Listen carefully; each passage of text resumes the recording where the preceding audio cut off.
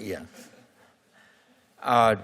Madam Attorney General, on May 16th, the Department of Justice announced that it dropped litigation to enforce the law against forced reset triggers. These are devices that can be installed in a few minutes on guns like a AR-15 in order to match the rate of fire of a machine gun. In fact, according to demonstrations on YouTube and elsewhere, you can dispose of an entire 30-round magazine in about 4 seconds, so it is a fully automatic weapon. In the press release announcing the settlement, you are quoted as saying the settlement, quote, will enhance public safety. How does putting more automatic weapons, which have been against the law since the 1930s, enhance public safety? Thank you for that question, Senator Reid. What that will do, it will enhance public safety by settling the litigation, because it is a guarantee that the manufacturer will not put that in handguns. We settled those cases because it was the right decision under the law. Nothing's comical about this. These devices are materially the same as bump stocks. The Supreme Court said last year that they are not machine guns under federal law. We followed the law. We will continue to follow the law. I'm a career prosecutor. I'm going to do everything in my power to keep Americans safe. What we should be concerned about up here are all the illegal guns flowing into our country by illegal aliens who have been free to walk into our country over the past 4 years. And we've taken thousands of those guns off of the street, including drugs, and including violent criminals. Excuse me.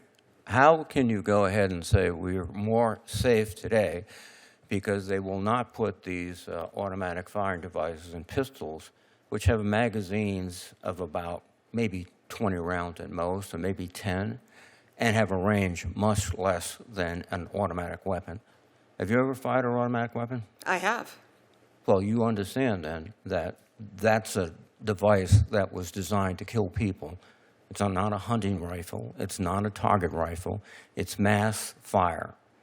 And you made a compromise saying, well, don't put them in pistols, but you can go ahead and put them out in automatic weapons. We followed the law. We will continue to follow the law. You and I clearly disagree on the Second Amendment. Well, I agree that machine guns are not appropriate in the United States, and since 1930 or so, we've outlawed machine guns.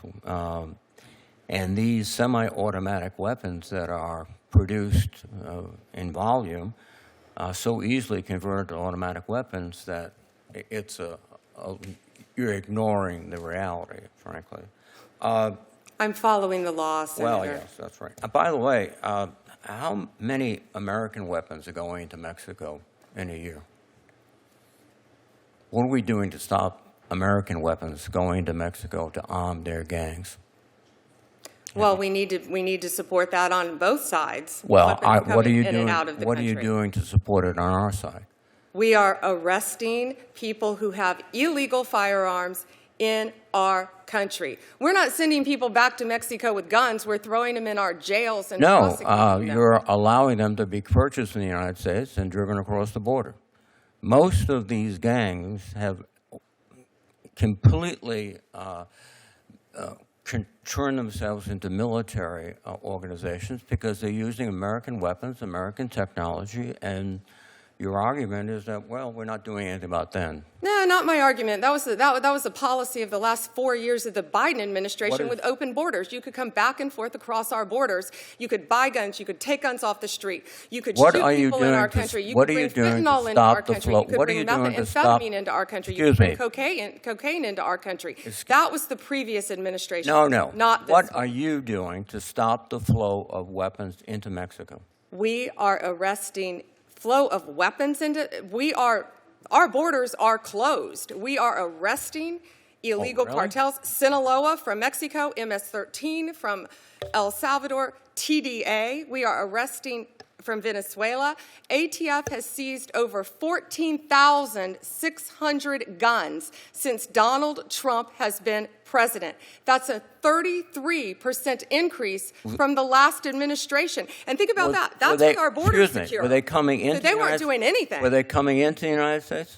Our borders are closed. They're not coming in or out of the United States now across Mexico. We've done a 33% increase in firearm seizures. Think about that. Think about that, Senator, from the last administration. 33% increase. And our borders are closed. So we're getting all these guns off the streets that came into our country. And I'm so proud of the work of the men and women in law enforcement. I don't think you've done anything to severely interrupt the arming of Mexican gangs, because that's really not what your focus, and I think your focus should be on that.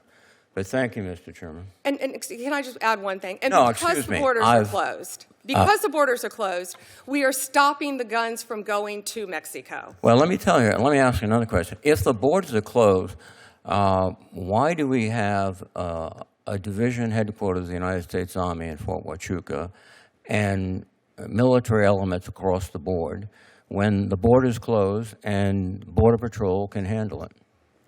As former military, I would think you would know the answer to that, to keep Americans safe. No, I think it's to promote the president's policies on the border, and the readiness of our forces is suffering as a result.